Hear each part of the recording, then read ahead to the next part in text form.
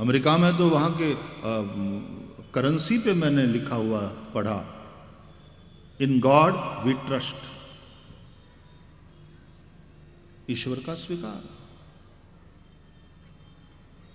हमारे सनातन वैदिक हिंदू धर्म में ईश्वर का स्वीकार है। हम मानते हैं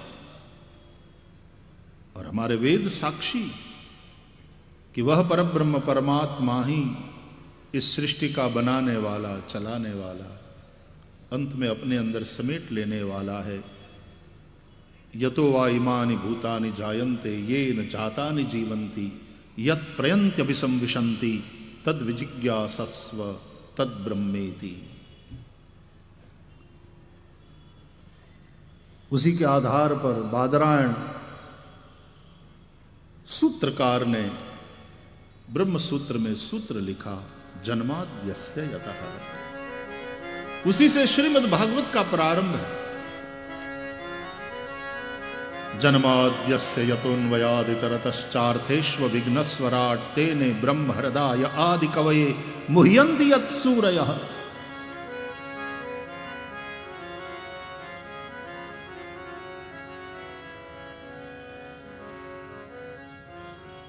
लेकिन हम उस ब्रह्म को, जो इस सृष्टि का अभिन्न निमित्तोपादान कारण है, मतलब सीधी सादी आपकी भाषा में बताऊं, बनाने वाला भी वही है, बनने वाला भी वही है, वही परमात्मा बनाने वाला। कई रिलीजियंस में ईश्वर को, अल्लाह को, गॉड को माना है, लेकिन बनाने वाले क्रिएटर के रूप में, ही इज द क्रिएटर। लेकिन प्रश्न यह उठता है कि किससे ये क्रिएशन हुआ, what is the raw material. तो ईश्वर से अलग कोई चीज है ऐसा मानना पड़ेगा। और हमारे भागवत में, चतुश्लोकी भागवत में भी पहले श्लोक में भगवान कहते हैं, अहमेवासमेवाग्रे नान्यद्यत् सदसत् परम पश्चादहम यदेतच्च योवशिष्येत सोऽस्म्यहम्। क्या अद्भुत बात है। मुझे तो भारतीय वैदिक वाङ्मय को देख करके और नाचने का मन होता है कि क्या संपूर्ण और अद्भुत ये चिंतन है। इसलिए जो वेद को न माने उसको हमने नास्तिक दर्शन कहा है, नास्तिको वेद निंदक कहा हमारे स्मृतिकारों ने कहा।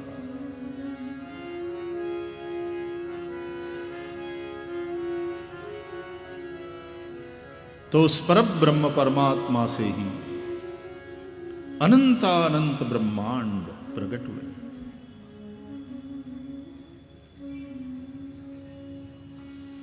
उन्होंने बनाया इतना ही नहीं, वो बना। ही मैनिफेस्टेड हिमसेल्फ, हिमसेल्फ नहीं, इटसेल्फ। क्योंकि ब्रह्म शब्द व्याकरण की दृष्टि से नपुंसकलिंग है। क्या अद्भुत बात है ये भी कि ब्रह्म पुल्लिंग भी नहीं है, स्त्रीलिंग भी नहीं है। व्याकरण की दृष्टि से ब्रह्म शब्द नपुंसकलिंग है, मतलब न वो स्त्री है न वो पुरुष है। मैं इंग्लैंड में कथा कर रहा था, लंदन में, और उस वक्त वहां मैंने वर्तमान पत्रों में एक खबर पढ़ी which was very interesting for me. Christian जगत की कुछ साध्वियों ने, सिस्टर्स, उसमें जो कुछ थोड़ी प्रभावी थी, उसने एक प्रश्न उठाया, why the God is he only, why the God is not she?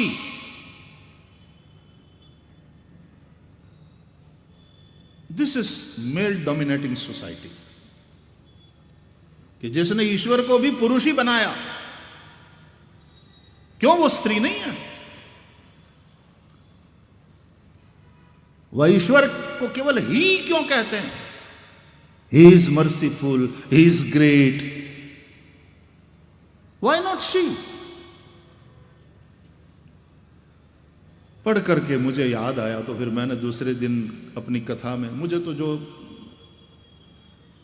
बांटना होता है यहीं से बांटना हूं, मेरी व्यासपीठ से। तो मैंने कहा, मैंने ये खबर आज पढ़ी और मैं इसी के आधार पर आज की कथा करूंगा, आपके साथ कुछ चर्चा करूंगा। सी द ब्यूटी ऑफ सनातन धर्म। सनातन धर्म में ब्रह्म, दैट सुप्रीम रियलिटी, ब्रह्म, उसको हम न पुल्लिंग मानते हैं न स्त्रीलिंग, वो नपुंसकलिंग। मतलब है कि वो न स्त्री है न पुरुष है, वो बस है। और जब वो अपने आप को प्रकट करता है, मैनिफेस्ट करता है, तो माया के गुणों का स्वीकार अपने ही स्वरूप भूता, क्योंकि माया परब्रह्म से भिन्न कोई शक्ति नहीं हो सकती, अपनी ही स्वरूप भूता माया के गुणों का जब वह स्वीकार करता है तो उस माया विशिष्ट चैतन्य को ईश्वर कहते हैं। मायोपाधिक चैतन्य ईश्वर है, अविद्योपाधिक चैतन्य जीव है।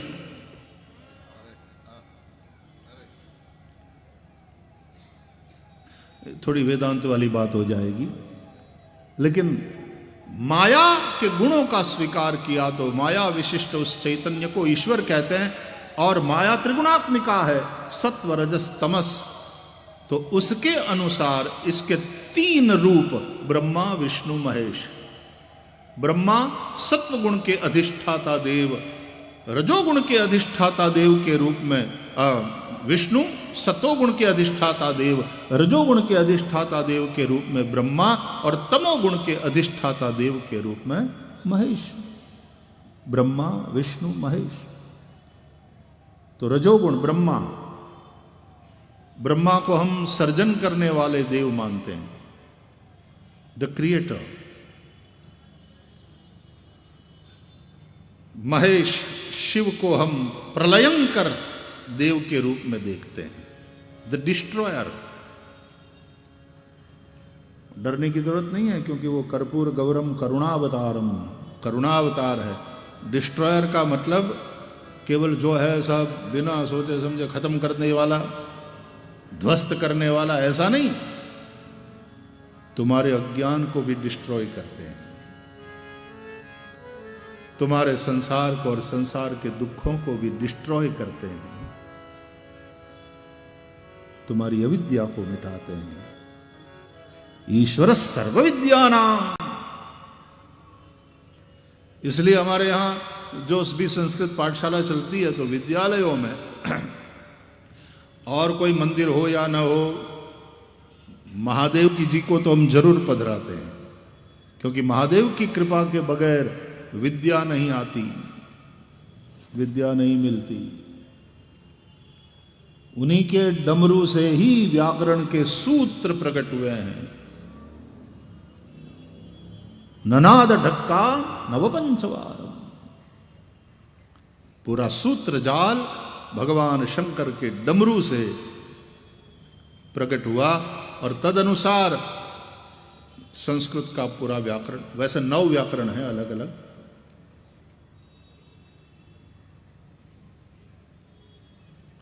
क्या बताऊं, ये सब मैं इसलिए चर्चा कर रहा हूं कि आप लोग थोड़ा समझोगे और इसमें रुचि लोगे, क्योंकि कथा आजकल मनोरंजन का ही साधन बन गई।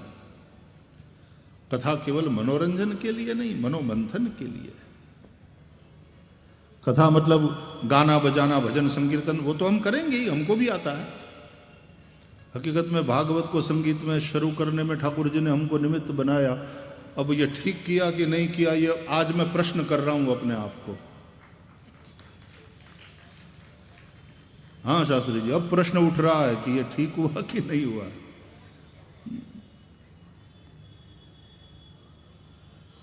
लेकिन केवल गाना बजाना ये व्यासपीठ का काम नहीं है। व्यासपीठ की अपनी एक गरिमा है, व्यासपीठ की अपनी एक ऊंचाई है, और वक्ता को खुद भी इस व्यासपीठ पर बैठने से पहले अपने आप को तैयार करना होता है, और यहां बैठने के बाद व्यासपीठ की गरिमा का ध्यान रखते हुए, उसकी रक्षा करते हुए बोलना होता है, या उसका व्यवहार व्यासपीठ कोई फंड रेजिंग की जगह नहीं है।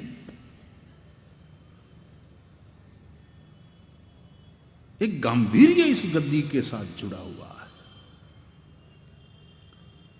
इसलिए व्यास जी ने लिखना पड़ा, विरक्तो वैष्णवो विप्रो वेद शास्त्र विशुद्धिकृत दृष्टांत कुशलो धीरो वक्ता कार्योति निस्पृह।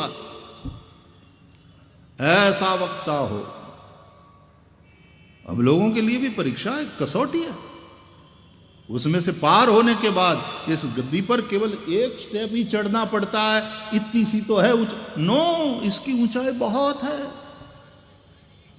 वहां पहुंचने से पूर्व योग्यता की एक परीक्षा से पार होना होता है।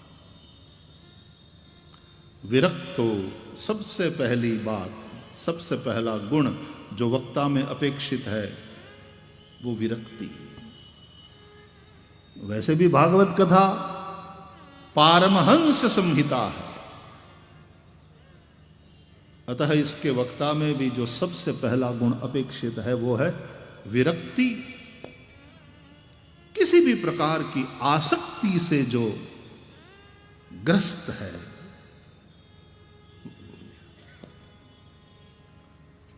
विरक्तो वैष्णवो, विष्णु संबंधी शास्त्र है, वह वैष्णव हो।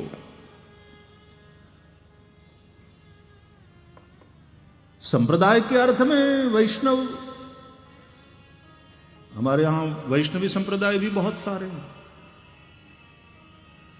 वो तो है ही है, लेकिन उसके एक विशाल अर्थ में देखें तो विष्णु का अर्थ है व्यापक। जिसकी दृष्टि व्यापक हो, विष्णु को भजने वाला हो, संकीर्ण दृष्टि वाला, व्यासपीठ पर नहीं, व्यापक दृष्टि। विप्र हो, ब्राह्मण, लेकिन विप्र विवेक प्रधान।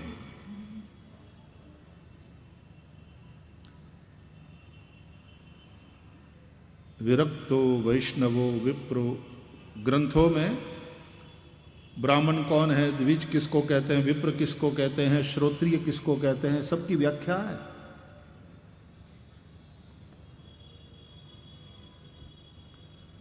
जंतु नाम नर जन्म दुर्लभ मतः पुंस्त्वम ततो विप्रता, भगवान आद्य शंकराचार्य। पुंस्त्वम ततो विप्रता, मनुष्यों में भी विप्रता, विप्र श्रेष्ठ है।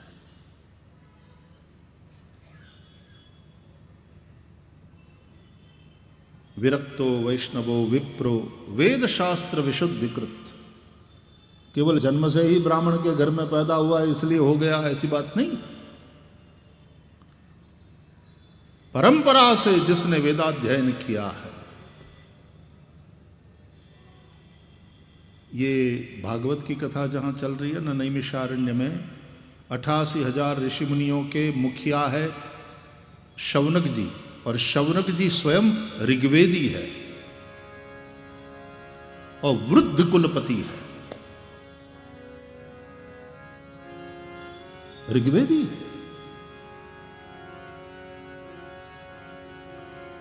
वेद परंपरा से अपनी शाखा का अध्ययन जिसने किया है, ऐसा ब्राह्मण। फिर एक वेद को जान लिया, अपने वेद का अध्ययन पूरा हुआ 6 अंगों के साथ, फिर दूसरे वेद का अध्ययन किया तो द्विवेदी हो गया, फिर 3 वेद को जान लिया तो त्रिवेदी हो गया, और 4 वेद को समझ लिया तो चतुर्वेदी। आजकल तो ये हमारी सब केवल सरनेम ही रह गई है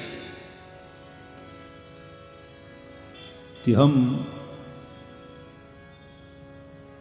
द्विवेदी है, कि हम त्रिवेदी है, कि हम चतुर्वेदी है। हो सकता है वेद क्या एक भी मंत्र न जानता हो।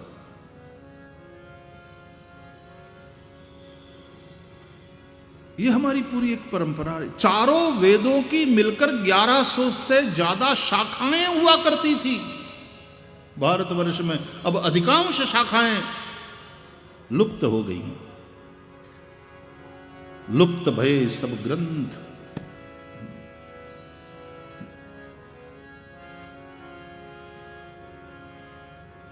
तुलसीदास जी कहते हैं दम भिन्न निज मति कल्प करी। हाँ, प्रगट किए बहुपंथ, प्रगट किए बहुपंथ।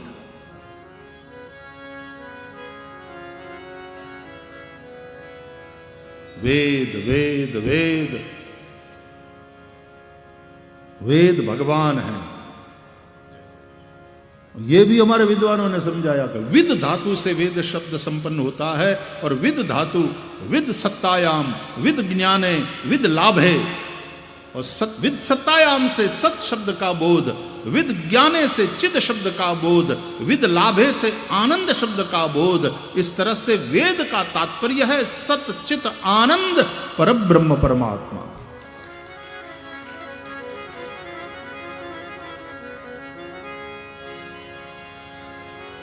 वेद भगवान,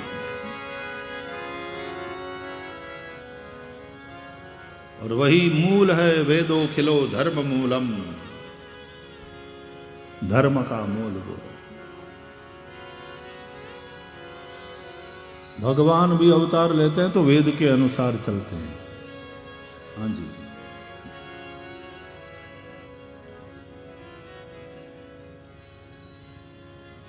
चलो प्रारंभ में जो हमने चौपाई गाई थी बड़ी प्रसिद्ध है, सबको कंठस्थ है,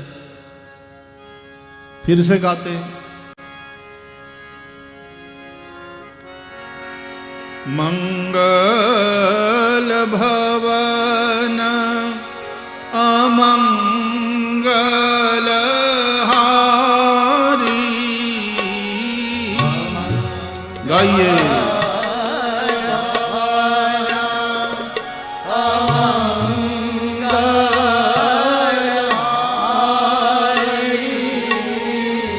ये चौपाई तो सबको आती है, ये वाली, ठीक है ना। और रामलला अयोध्या में विराजे हैं, हम उसी नशे में, उस आनंद के नशे में अभी भी हैं और उसी में गा रहे हैं। मंगल भवन अमंगल हारी, पूरा पंडाल गूंजे।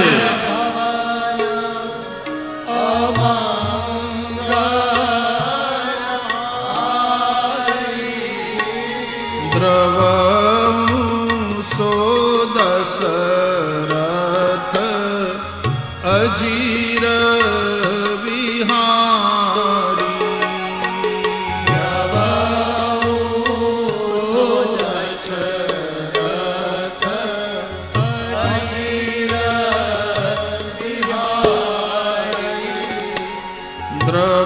द्रवसो दशरथ अजीर विहारी,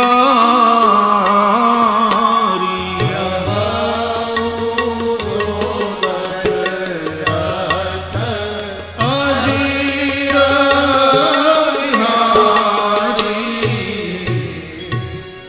मंगल भवन, अमंगल का हरण करने वाले,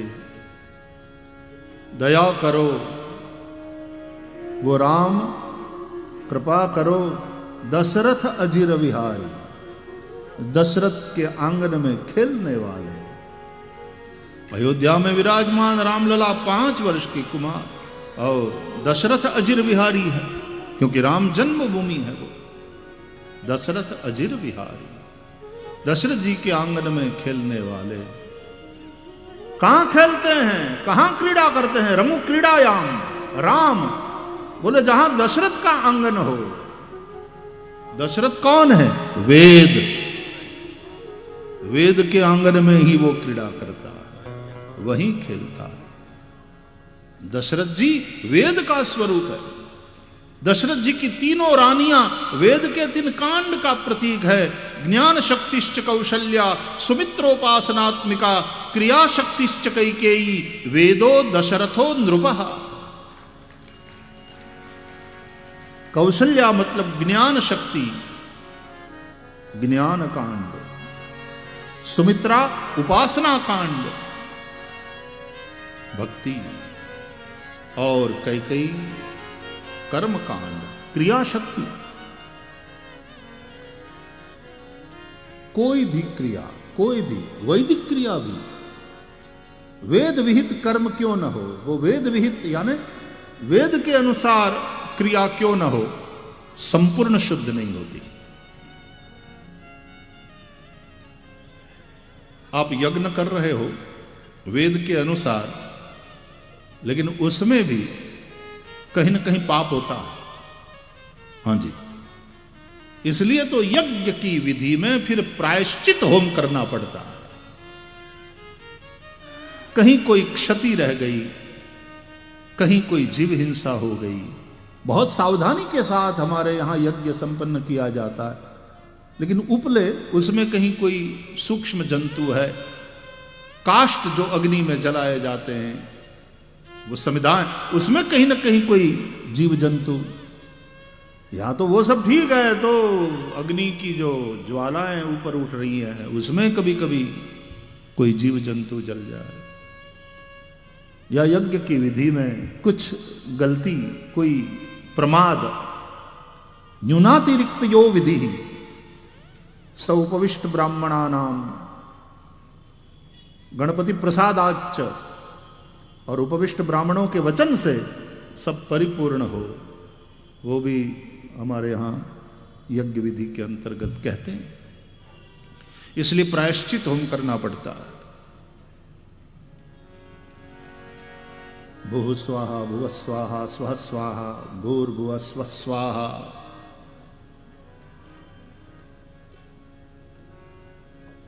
शुद्ध सुवर्ण से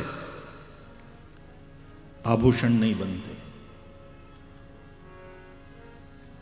लगड़ी के रूप में रख लो, इन्वेस्ट कर लो पैसा, 20 किलो की सोने की ईंट है हमारे घर में, शुद्ध, उससे आभूषण नहीं बनते। रख लो, धनवान हो, रख लो, इन्वेस्टमेंट है तुम्हारा। ईंट पहन करके कोई बाहर निकलता है, लगड़ी पहन करके कोई पार्टी में जाता है, आभूषण बनाने पड़ते हैं, और आभूषण शुद्ध सुवर्ण से नहीं बनता। तो हर कर्म उसके साथ कलंक जुड़ा हुआ है, इसलिए कई को कलंक लगा, कलंक कई को लगा। रामायण में कलंक कई को लगा। लोगों ने कई की आलोचना करी, लोगों ने कई को गाली दी। दशरथ जी ने भी कई के साथ संबंध तोड़ दिया। स्वयं बेटे ने अब उसको मां कहने से इनकार कर दिया।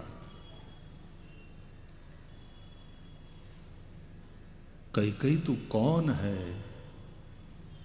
दुनिया में तेरा जन्म क्यों हुआ? और यदि तेरा जन्म हुआ तो भरत जी कहते हैं कि तुझे कुदरत ने बांझ क्यों नहीं रखा? और यदि बेटा देना ही था कुदरत ने मेरे जैसा, जो आज राम वनवास में कारणभूत बना, तो जन्मते ही तूने मेरा गला क्यों नहीं घोंट दिया? भरत जी बहुत दुखी हुए। कई को कलंक लगा। लेकिन वैसे देखा जाए तो उसी कई ने राम राज्य का राम दिया है।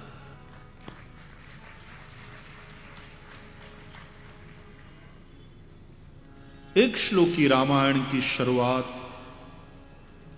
आदौ राम तपोवनादि गमनम से होती। इसमें कई कारणभूत।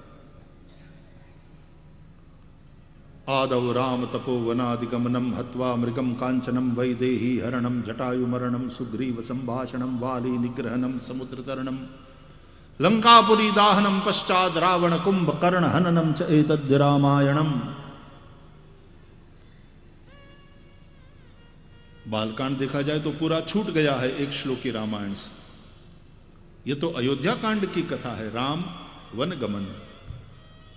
तो एक श्लोकी रामायण का रचयिता भी मानता है कि असली रामायण तो शुरुआत उसकी हुई राम के वनगमन से। दशरथ नंदन राघव राम को जन्म देने वाली मां कौशल्या है, लेकिन राम राज्य के राम को जन्म देने वाली माता तो कैकेयी। जिस प्रकार स्त्री को जननी बनने के लिए 9 महीने की सगर्भावस्था और फिर प्रसूति की पीड़ा से गुजरना पड़ता, उसी प्रकार कैकेयी ने भी, वो यदि समय मिला तो मैं चर्चा करूंगा कि 9 महीने तक किस चिंतन से गुजरी है, और फिर वो जो पीड़ा प्रसूति की।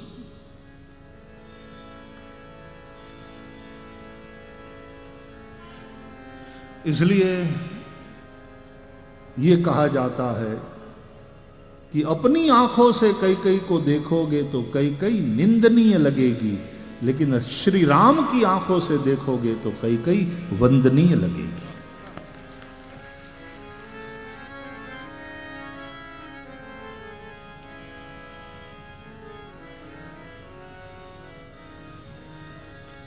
कैकेयी निंदनीय है कि वंदनीय है,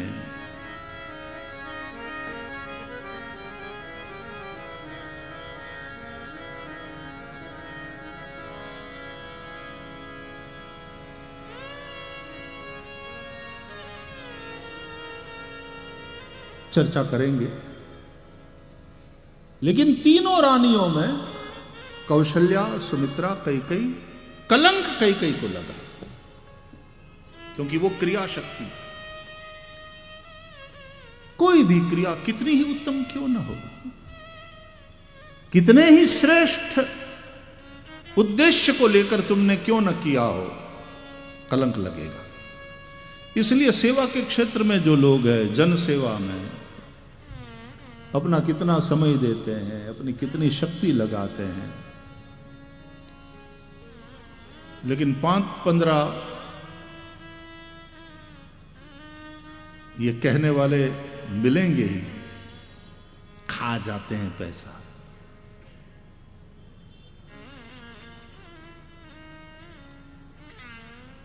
अब राजनीति भी देखा जाए तो सरल चीज नहीं है, बहुत कठिन है साहब राजनीति में रहना। आपको अवेलेबल रहना पड़ता है, आप अपनी पत्नी को और बच्चों को समय दो न दो, पब्लिक को देना ही पड़ता है। जो है राजनीति में उनसे पूछो, नहीं मिले, नहीं टेलीफोन कॉल अटेंड किया और टिकाएं शुरू, और ये तो एकदम सामान्य है और होता भी होगा, पैसा बनाते हैं।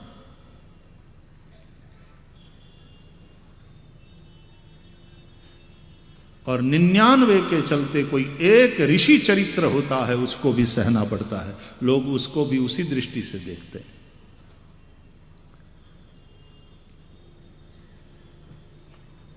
कैकेयी को कलंक लगा, लेकिन श्री राम जी ने कभी कैकेयी का दोष नहीं दिया। उल्टे आप अयोध्या कांड के उस प्रकरण को देखें, जब राम को वनवास मिला है, भगवान को पता चला कैकेयी अम्बा से ही कि मेरे स्थान पर भरत को राजगादी, मां कैकेयी ने 2 वचन मांगे हैं, और मेरे लिए आज्ञा है मां की कि 14 वर्ष में तापस वेश धारण करके वन में जाऊं। तो श्री राम कहते हैं, पहली बात प्रसन्नता, मां ये यदि मैं कहता ना तो पिताजी न मानते, लेकिन तूने कहा है, उन्हें मानना पड़ेगा, भाई भरत राजा बनेगा। मेरे लिए सबसे आनंद की ये बात, सुनु जननी सोई सुत बड़ भागी, जो पितु मातु बचन अनुरागी, तनय मातु पितु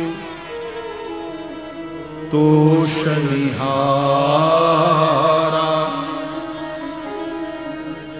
दुर्लभ जननी सकल संसारा,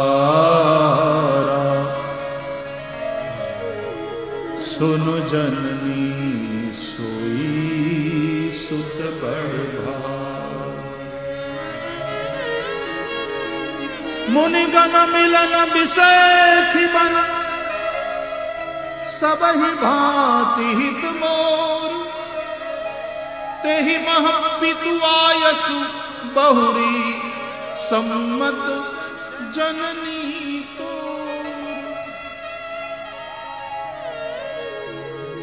ये वाला जो डायलॉग है ना रामायण में, ये संवाद आपने ध्यान दिया हो तो भगवान राम ने कैकेयी को 3 बार जननी शब्द से संबोधित किया है। सुनु जननी सोई सुत बड़ भागी, जो पितु मातु बचन अनुरागी, तनय मातु पितु तोषनिहारा, दुर्लभ जननी सकल संसारा, मुनिगण मिलन बिसेखि बन, सबहि भांति हित मोर, तेहि मह पितु आयसु बहुरी, सम्मत जननी तो। जननी कहा जाता है जन्म देने वाली माता को। कैकेयी माता जरूर है राम के लिए भी, दशरथ जी की पत्नी है।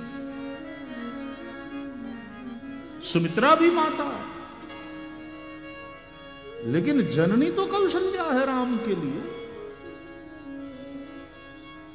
लेकिन यहां पर भगवान राम कैकेयी को 3 बार जननी शब्द से संबोधित करते हैं।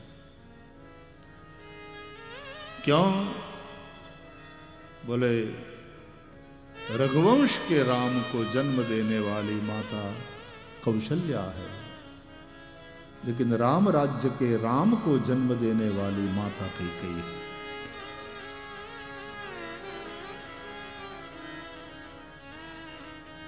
इसलिए अयोध्या में बने हुए मंदिर में भी नीचे बालक राम है, कौशल्या नंदन, बालक राम का मंदिर। लेकिन मैंने सुना है कि ऊपर वाले तल पे राजा राम, राम दरबार भी वहां पर, ऐसा मैंने सुना है। मैं एकदम आधिकारिक तौर पे तो नहीं कह सकता, लेकिन मैंने ऐसा सुना कि ऊपर है, ऊपर ऐसा कुछ नहीं, आइडिया नहीं है। हाँ तो वही आइडिया नहीं। अच्छा, लेकिन पूरे संकुल में कहीं न कहीं राम दरबार तो देखने को मिलेगा ही। वो तो जब मैं संबंधित महानुभावों से बात करूंगा, जानकारी लूंगा तो पता चलेगा। लेकिन मंदिर में जो बालक राम है वो कौशल्यानंदन है, रघुपति राघव। लेकिन राजा राम को जन्म देने वाली मां कैकेयी।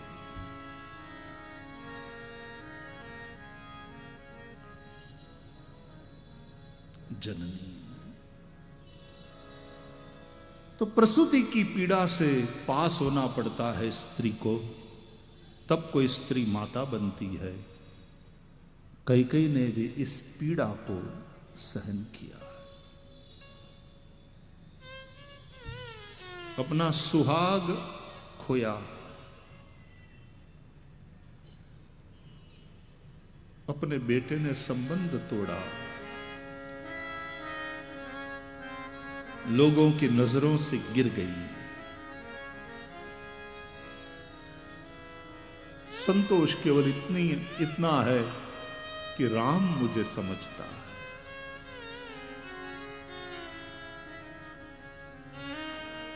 जननी दोष दे जड़ते ही, कहते हैं जननी मां कई को दोष देने वाला तो जड़मती।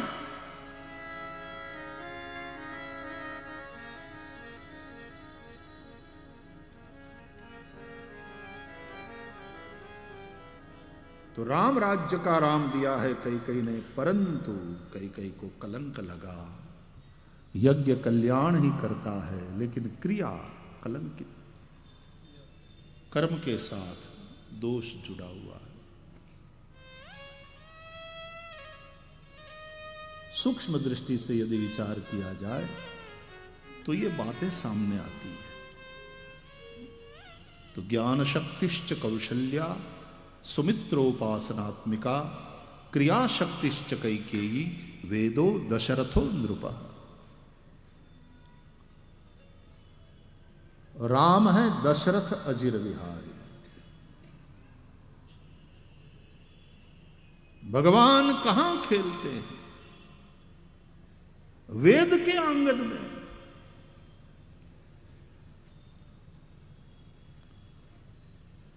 तो वेदो खिलो धर्म मूलम, राम धर्म की मूर्ति है। देखो धर्म वेद के आंगन में विहार कर रहा है, लीला कर रहा है साकार रूप में।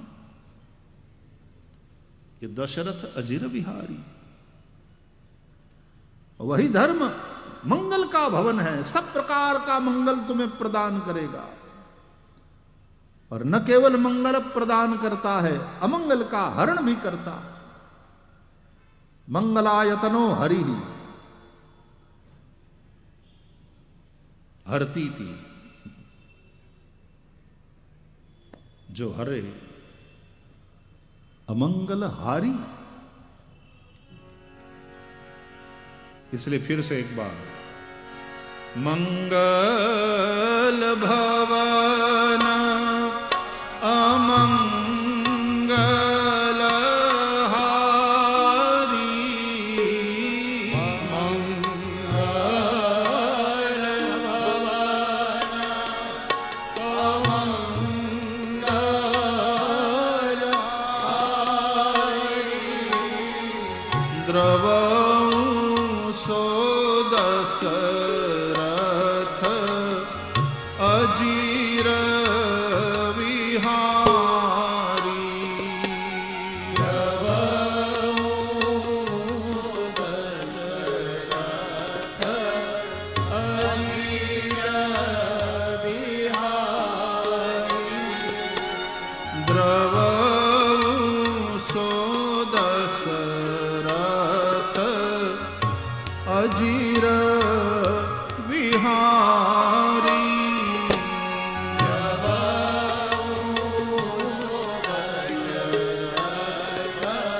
अजीर विहारी। तो वह ब्रह्म, वो माया विशिष्ट बनता है तो ईश्वर, और ईश्वर के ये तीन रूप ब्रह्मा विष्णु महेश। ब्रह्मा के रूप में सृजन, विष्णु के रूप में पालन, शिव के रूप में संहार, उत्पत्ति स्थिति और संहार।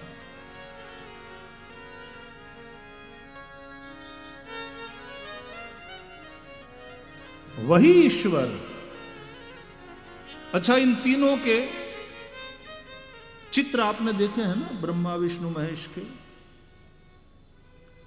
तो ब्रह्मा के 4 मस्तक, विष्णु की 4 भुजा, महेश त्रिलोचन,